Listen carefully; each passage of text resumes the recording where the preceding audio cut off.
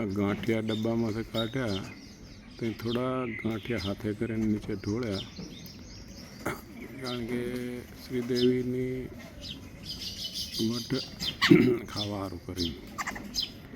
અને એ ગમે તેવું હોય ને તો એ કીધા વગર રહે નહીં, સ્વીકારે નહીં કે ઠીક છે ઢોળાઈ ગયા હશે એમ. પણ એ મેં સ્વીકારે એની વટ ખાવાનું કરીને મેં થોડા હાથે કરીને ઢોળ્યા. અને એ આવ્યું પાછી વટ મળી, એટલે અત્યારે સુધી વઢ્યા જઈ. વટ ખાવામાં મજા આવે.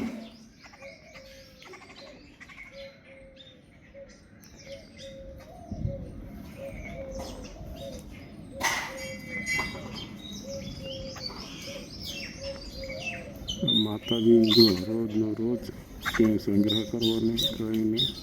એટલે પછી ઊંઘ આવી જાય ને શાંતિથી રાતે. આપણે શું કરવાનું, બધું ભેગું કરવાનું, ભેગું કરીને સાચવવાળા ઉજાગરા કરવાના. એટલે હકીકત આ છે. અમને કંઈ છે ભેગું કરવાનું કે કાંઈ ઉજાગરા કે કાંઈ?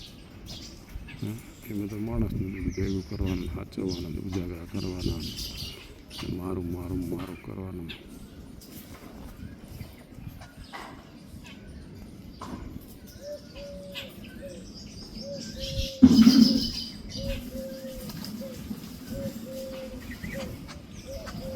અહીંયા બધી અલગ અલગ જ્ઞાતિના છે, પણ અલગ અલગ જ્ઞાતિવાળાને એકબીજાની જ્ઞાતિ સામે નથી લડતા, પણ પોતપોતાનામાં જ લડેરા.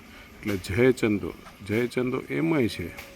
એટલે આપણામાં જ છે એવું નથી, એમનામાં પણ જયચંદો છે.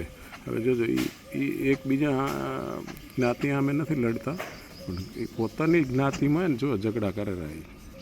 એટલે જયચંદો કહેવાય. અને એટલે એમાંય જયચંદો તો છે જ.